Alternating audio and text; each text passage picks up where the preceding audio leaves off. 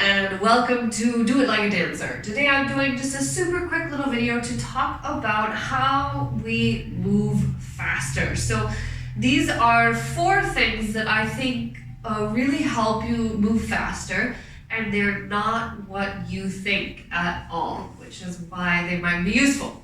So, when you think about, a lot of things, a lot of dance these days is all about moving fast. You see people, they're doing all over the place. It's just fast and hip hop and everything is like super, super fast.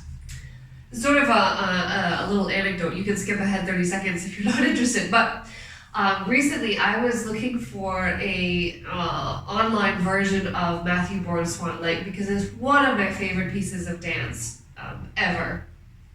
And I had the DVD of the 1995 or 1998 original cast, but I don't own a device that can play a DVD anymore. So I was looking for an online version, and I could only find a version from 2012 and a version from 2019.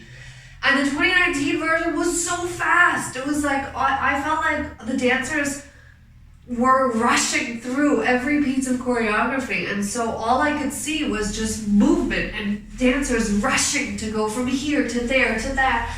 And I felt like a lot of the sort of emotional weight of the original production had gotten lost because the dancers were not taking any of the time to sort of go through the emotions. They were just racing through the choreography.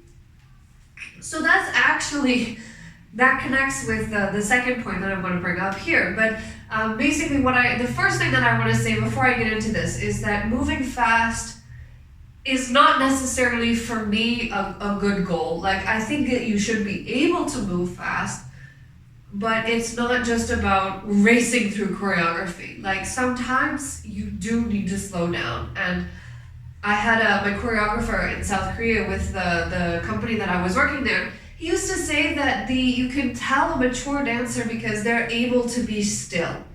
The younger dancers are just always doing something, and actually in the 2.5 years that I danced for them, that's kind of the progression. At the beginning, I was just trying to move, and every time I was like, oh gosh, I need to be doing something right now. Whereas kind of at the end, I had progressed to the point where I'm like, I don't need to be doing something all the time. And the mature dancers that I was looking at in the company, they were just masters of taking up space and time on stage. With all that said, sometimes we do need to be able to move fast. So how do you do it?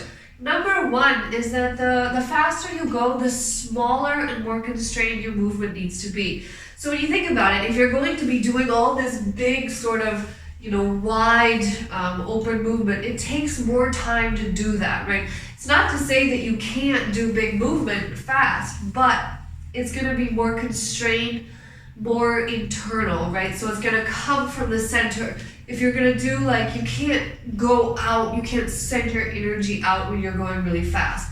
So for example, when you're doing ballet, like you're doing those really fast little jumps, what do? They're actually very small. So like the petit allegro with all the beats, it's like these tiny little jumps sort of almost underneath yourself. So when the faster you're moving, you don't want to think about going out and sending energy out. You're actually bringing the energy inside. And so even if you're going out and around, there's still this sense of coming back to the center. So everything comes back to the center. So number 1, you move smaller. Number 2, and this is kind of what I'm getting to that point, is that to go faster, you have to take more time. Now this is totally counterintuitive. But in my experience, the faster I try to go, the harder it is. It's like when you're having a dream, and in your dream you're trying to run, but you can't. Something's like, Paul, you literally can't.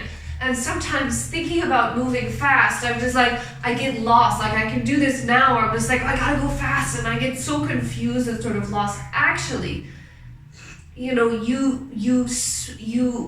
have to take almost more time, or to think of, you can move fast, but you don't think of it as, oh, I have to go really fast. You just take the same movement that you were doing slowly, and you speed up the tempo of it, but you don't think like it's not about rushing or racing. It's really difficult to explain, but trust me, like one of the biggest keys of going fast is not to think of it as I have to move faster, but to take the time to move quickly, right? Even if, for example, if you have a beat, 1, 2, 3, 4, and your movement is 1, 2, 3, 4, right? So, 1, 2, 3, 4, you have the faster tempo, right? So you have to organize your movement so that you complete on the same part of the beat. So if you're trying to move fast, then you end up rushing. So you're just like, and you get stuck in the transitions, right? So you just adjust the movement so it continues with this faster tempo. So the slower tempo is 3, 4, and I hit the 3, 4 on the middle of the beat, and then when I speed it up, that's the same. So 1, 2, 3, 4, right? Or even faster, right? Even so, each movement is still happening at the same time in the beat. It's just that the beat is being compressed. That also takes a certain amount of strength to move faster, but it's less of strength and more about being clear, which is point number 2. That the faster you move, the clearer and the more aware you need to be of what the movement actually is. So the thing where you kind of get tripped up in moving fast is if you don't know exactly what the movement is, and you kind of are still thinking of what is this and how do I do it. So what my choreographer in South Korea used to say, and it might sound like a kind of strange thing to say because we were improvising and it was very abstract.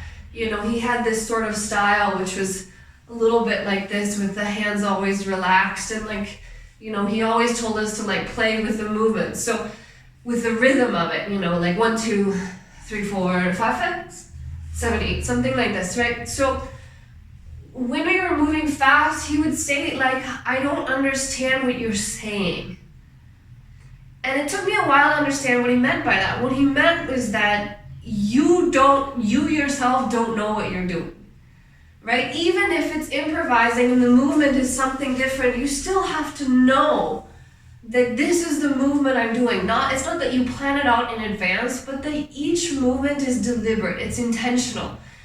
Even if you're making it up on the spot, you know that, okay, this is the line I'm making, and now I'm gonna have this, right? If you're just doing stuff and you're not thinking about it, it's not done with intention, it's not clear, you're just throwing movement out there, then it just becomes flailing. It's not fast movement. So number 3 in making your movement faster is to just be clear in yourself about what the movements actually are.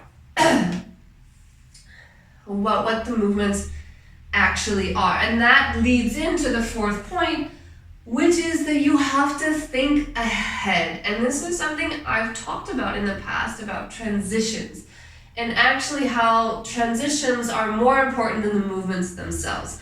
So when you're thinking of a choreography, if you're trying to remember it, right, you don't think about the movements in isolation, because then after the movement you don't know where to go. You actually need to learn the transitions, and then the movements will come naturally, because if I start here and then I go here, if you try to think about what comes after this, and you have this, so it's really difficult to remember. But if you know that coming down from here, then I bring this back arm and reach it across, then this is the transition, is this, right? And so that if I'm here and I know that this is the transition, so it's easier to think, oh, of course, this is the next movement, right?